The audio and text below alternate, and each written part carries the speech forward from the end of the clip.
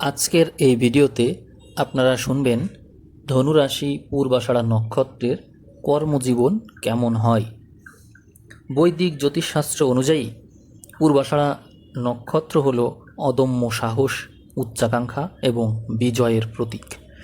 এই নক্ষত্রের প্রতীক হল কুলো বা হাত পাখা। নিয়ন্ত্রক গ্রহ হল শুক্র। ধনুরাশি বৃহস্পতির দ্বারা শাসিত হওয়ার কারণে আধ্যাত্মিকতা, জ্ঞান এবং সৃষ্টির এক অপূর্ব সমন্বয় ঘটে এই ধনুর ঘরে। পূর্বাষাঢ়া নক্ষত্রের জাতক জাতিকারা আপনারা সাধারণত আত্মবিশ্বাসী, স্পষ্টবাদী এবং স্বাধীনচেতা হয়ে থাকেন। আপনারা যে কোনো কঠিন পরিস্থিতিতে হাল না ছেড়ে এগিয়ে যেতেই পছন্দ করেন। এই জন্য কর্মজীবনের সাধারণ ক্ষেত্র ও প্রবণতা বিশ্লেষণ করলে দেখা যায় আপনারা চিকিৎসা ও গবেষণায় ভালো করেন। এই কারণে আপনারা দক্ষ চিকিৎসক, সার্জন বা গবেষক হতে পারেন। এছাড়াও আপনারা প্রশাসন ও আইনে ভালো করে থাকেন। উচ্চপদস্থ সরকারি কর্মকর্তা, বিচারক বা কূটনীতিক হিসেবে সুনাম অর্জন করতে পারেন। মিডিয়া ও শিল্পকলায় ভালো করতে দেখা যায়। শুক্রের প্রভাবে লেখালেখি, অভিনয়, সঙ্গীত বা বিনোদন জগতে খুব ভালো করেন। এছাড়াও আপনারা শিক্ষকতা ও দর্শন এই সমস্ত ক্ষেত্রে আধ্যাত্মিক গুরু, মোটিভেশনাল স্পিকার বা অধ্যাপক হিসেবে অন্যদেরকে খুব সহজেই অনুপ্রাণিত করতে পারেন। আপনার জীবনের দশা বিশ্লেষণ করলে দেখা যায় যে জীবনের প্রথমে আপনি পান শুক্রের দশা, এবং এই শুক্রের দশার প্রভাব বিশ্লেষণ করলে আবার দেখা যায় এই সময় আপনার কর্মজীবনে সৃজনশীলতা, খ্যাতি এবং আর্থিক প্রাচুর্য আসবে। এবং সেই প্রভাব যদি আপনি ফ্যাশন, মিডিয়া, বিলাসদ্রব্য বা শিল্পকলার সাথে যুক্ত থেকে কাজে লাগাতে পারেন, তাহলে আকাশ ছোঁয়া সাফল্য পাবেন। এরপরে সূর্যের দশা আসে। এই রবির দশায় আপনি আরও ভালো করতে পারেন, কারণ এই রবি হলো ধনুরাশির মিত্র ঘর। এই জন্য সূর্য গ্রহটা ধনুরাশির মিত্র গ্রহ হওয়ার কারণে এই সময়ে রবির রাজত্বে আপনি সরকারি চাকরি, প্রশাসনিক পদ বা রাজনীতিতে প্রবেশের জন্য সেরা একটা সময় পেয়ে যাবেন।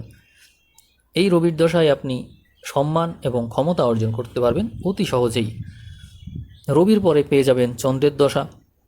সেখানে চন্দ্র মানসিক শান্তি এবং আবেগের কারক।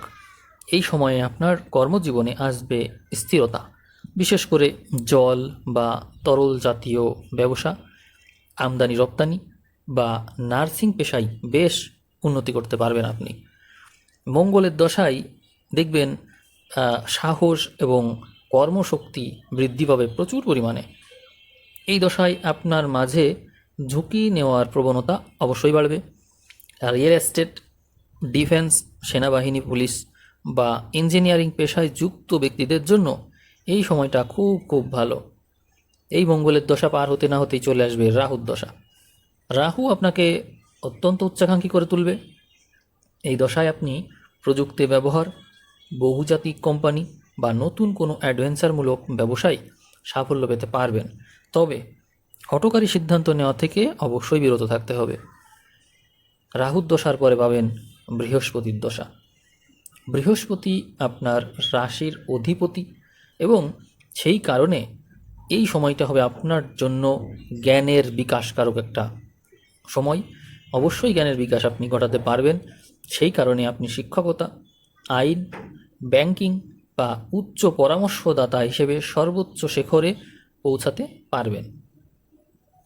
আপনার বয়স অনুযায়ী যদি কর্মজীবনের গতি প্রকৃতিকে খেয়াল করা যায়, তাহলে দেখা যায় যে আপনার জীবনের 32 বছর বয়স পর্যন্ত সময়কে প্রাথমিক জীবন হিসেবে ধরা চলে, এবং এই সময়টা আসলে আপনার কর্মজীবনটা কিছুটা অস্থির থাকবে। ক্যারিয়ারের সঠিক দিক নির্দেশনা খুঁজে পেতে গিয়েও অনেক বাধা বিপত্তির সম্মুখীন আপনি হবেন।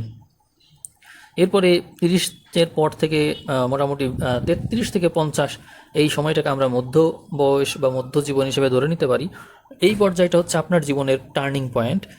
এর মধ্যে আপনি পাবেন বৃহস্পতি এবং শুক্রের মিলিত প্রভাব, আর সেই জন্য আপনি কর্মজীবনে স্থায়ী সাফল্য, পদোন্নতি বা প্রচুর ধন সম্পত্তি এগুলো অর্জনে সহযোগিতা পাবেন। তারপরে 50-এর পরের যে সময়টা, এটাকে আমরা প্রৌঢ়ত্ব হিসেবে দেখতে পারি। আপনার কাজের অভিজ্ঞতা এবং প্রজ্ঞা সমাজে আপনাকে একজন সম্মানিত এবং প্রভাবশালী ব্যক্তিত্বে পরিণত করবে। কর্মজীবনে সাফল্য লাভের উপায় এবং সতর্কতা বিশ্লেষণ করলে বলা যায় যে আপনি একটু একঘেয়েমি এবং অতিরিক্ত আত্মবিশ্বাস এর প্রবণতাযুক্ত মানুষ। এই জন্য একগুয়েমি ত্যাগ করে এবং অতিরিক্ত আত্মবিশ্বাস বা জেদ এই বিষয়গুলো বাদ দিয়ে যদি অন্যের পরামর্শ যদি ক্ষেত্র বিশেষ শোনা লাগে তো সেটিও শোনা জরুরি, তাহলেই আপনি ভালো করতে পারবেন। এমনিতেই আপনি ভালো করবেন, কিন্তু অন্যের পরামর্শ অনেক ক্ষেত্রে আমাদের বড় বড় বিপদ থেকে বাঁচিয়ে দেয়, সেটি মনে রাখবেন। আরেকটা বিষয় হিসেবে বলা যায় সেটা হচ্ছে ধৈর্য। যে কোনো বড় বিনিয়োগ বা ব্যবসায়িক চুক্তিতে কখনোই তাড়াহুড়ো করে বিনিয়োগ করতে যাবেন না, ধীরে সুস্থে পা ফেলবেন, এটি বিশেষ পরামর্শ। আমরা ধনুর ঘর থেকে যদি দশম ঘর বিবেচনা করি তাহলে পেয়ে যাই কন্যাকে, অর্থাৎ কন্যা হলো আপনার জন্য দশম কারক ঘর। কন্যার ঘরকে খেয়াল করলে দেখবেন এখানে মূল অধিপতি হিসেবে থাকে বুধ। এই জন্য বুদ্ধিমত্তা কারক গ্রহ হওয়ার কারণে আপনি আপনার জীবনে দেখবেন আপনি সেই সমস্ত কর্মতেই ভালো করবেন যেখানে বুধ এর বুদ্ধিমত্তা কাজে লাগে। আপনার জন্য একটা আশ্চর্য বিষয় এটাই যে আপনার রাশির অধিপতি হলো বৃহস্পতি, আপনার নক্ষত্র অধিপতি হলো শুক্র, আর আপনার কর্মকারক গ্রহ হলো বুধ, এমনকি আপনার সপ্তম কারক গ্রহ বুধ। সব মিলিয়ে 3 শুভ গ্রহের সমন্বয় আপনি পেয়ে যান। যাই হোক, আপনার কর্মজীবনে বুদ্ধিমত্তাই আপনার উপর সবচেয়ে বেশি প্রভাব বিস্তার করবে।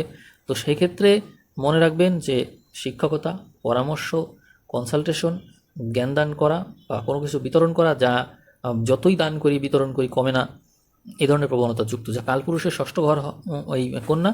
এই কারণে আপনার জীবনে চাকরি ভাগ্যটা অত্যন্ত শুভ রয়েছে।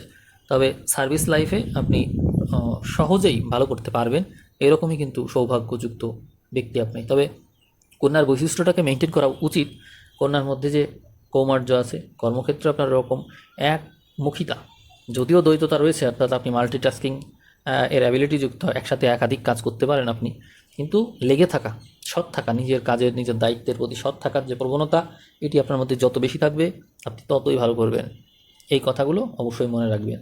দেখুন, এখানে শুক্র গ্রহটা নিঃস্বস্ত হয়, অর্থাৎ আপনার যে নক্ষত্র অধিপতি এ কিন্তু এখানে নিঃস্বস্ত হয়। অর্থাৎ এখান থেকে আমরা জানতে পারি যে যদি আপনি কর্মক্ষেত্রে নিবিষ্ট হয়ে পড়েন, গভীরভাবে সময় দেন বা অনেক সময় দিয়ে কাজ করেন, তাহলে কর্মই কিন্তু আপনাকে গ্রাস করে ফেলতে পারে, এটি মনে রাখবেন। অর্থাৎ আপনি কর্ম করতে করতে এত বেশি ডেডিকেশন দিয়ে ফেলবেন, শেষে আপনি সেখানে নিশ্চিহ্ন হয়ে যেতে পারেন, অর্থাৎ আপনার অস্তিত্বই থাকলো না। আপনি কর্মক্ষেত্রে মারা পড়ে যেতে পারেন, বা সুনামহানি হতে পারে, বিতর্কিত হতে পারেন, বা নিজের রিপোর্টের চাইতে বেশি, নিজের যা দায়িত্ব সীমানা তার চেয়ে বেশি এফোর্ট দিতে গিয়ে পরবর্তীতে সমস্যায় পড়ে যেতে পারেন।